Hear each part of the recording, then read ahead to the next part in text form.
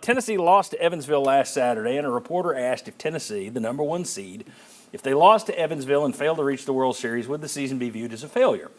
After Tennessee won on Sunday, Tony Vitello went on a long kind of ramble, a screed, saying that Blake Burke didn't like that question. He gave the actual definition of the word success. He talked about patriotism. He told players that were looking for money not to waste his time. He got a lot of stuff off his chest. Naturally, fans loved it because if he'd stood out there and said, bring back feudalism, fans would go, feudalism! But the question remains, it was kind of a bizarre thing. And the reason I thought it was bizarre is because every favorite in the history of sports has been handed that same question. Yes. We're Celtics fans. That has been the topic since October. If you don't win it, is it a failure? I'm just surprised that was a big deal. Now, probably genius because it shows how much he's got his players back. He tried to take a little of the pressure off them. Okay, smart.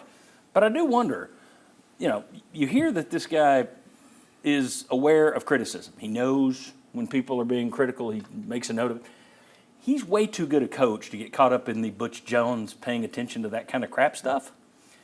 Was this a genius move, or is he wound just a little too tight? I want to go with, can I Cavaliers? Or do I got to go one way or the other? I wouldn't let Chuck, but I'll let you. Go ahead. I'm going to go that it was both a genius move that has come about because he's wound a little bit too tight. And it kind of reminded me of some of the interactions that Nick Saban had with the media. I mean, he would get asked a question and he would pound on it and even come back a couple of days later and pound on it. I don't think anybody's going to question how good of a coach Nick Saban was. I don't think anybody can question how good of a coach Tony Vitello is. But I think he's a little bit, on one hand, he's a little bit of Bruce Pearl, the showmanship, and a little bit of Nick Saban with the, okay, I don't like the criticism. Now, the question, would it be a failure? No, it wouldn't be a failure. It would be disappointing. Right. And though there's a big difference between failure and disappointment. Well, let's let the people at home answer the poll question, Bob. Maybe there's not that big of a difference between disappointment and failure. But I just think that it's a little bit of both. I think he is a little bit too tight, and he's too good of a coach to be. He doesn't need rabbit ears. What's he care that? I mean, that is a standard question. That is not a bad question. I'm sure people here ask yourself this: if you're sitting there going, "It's a terrible question." Have you ever complained that Rick Barnes lost in March and it ruined the season? Yeah. If so, you can't complain about that question because you've done it. Go ahead. Look, I just thought he said virtually champion. He said everything but champions of life and saying champions of life. That's kind of what he said. It's about our process. It's what makes us successful. Our camaraderie, the teamwork. It isn't necessarily wins and losses. And he did also say we're playing with house money at this point. No, I agree with him. They're playing with house money at this point. This was supposed to be a rebuilding year. The fact that you're there. I agreed with everything that he said. I also thought it was contrived. I did. I thought that he was doing this to get his team fired up. And because you could tell the way that he kind of qualified the statement ahead of time by reading the definition of success and then saying, so by definition, we get a say in what success is. And then he goes into it, and I think that's where it got really awkward is because I don't think it's something he truly believed in necessarily because we all know this is a results-based industry.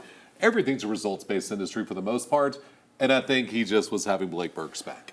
He's a far better coach than Butch Jones, so I'm not comparing him to Butch Jones. My concern, though, is if you've got a guy with rabbit ears who hears all this stuff, that derailed Butch. I mean, that was part of the reason he was paying it. He didn't like that people weren't giving him enough praise for, hey, we won 9 games. We don't care. It's like, you haven't won 9 games in 10 years. We don't care. And he freaked out over it. It started getting worse and worse. I don't think Vitello's going to do that. But I do wish you've got a guy over there in Rick Barnes who handles this with aplomb.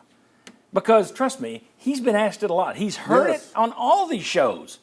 This show, every show talks about, here we go, what's going to happen in March. 20 years of practice of dealing with it. I just wonder, I don't know that Rick Barnes would go to Tony Vitello and say, hey, buddy, young man, you're going to burn out worrying about that.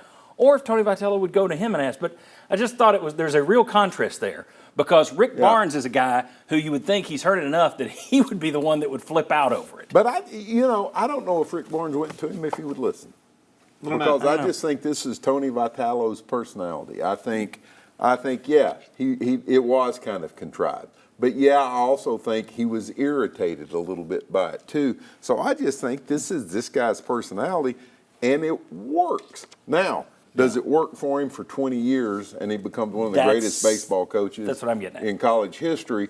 Or does at some point it just does, like you said, Grinds it burns you out, you can't take it anymore, irregardless of money. It shows what a great deodorant winning is, though, right? Because if you turn around and lose and you don't make the College World Series after you said wins and losses aren't what makes our season a success, the fan base is livid with you. Oh, but they when you lost win, then you did say champions alive to a lot of the fan base. And they cheered But it. when you win, that's passion, it's fiery, and we love the authenticity, Oh, yeah. right? Yeah.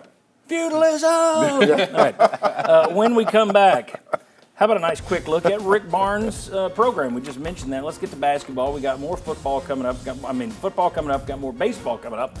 I'm also going to tell you something cool out there. I'll show you a little bit of Peyton Manning, but I'm going to tell you something cool that Tennessee should be doing. Fans would love it, and UT would make cash off of it.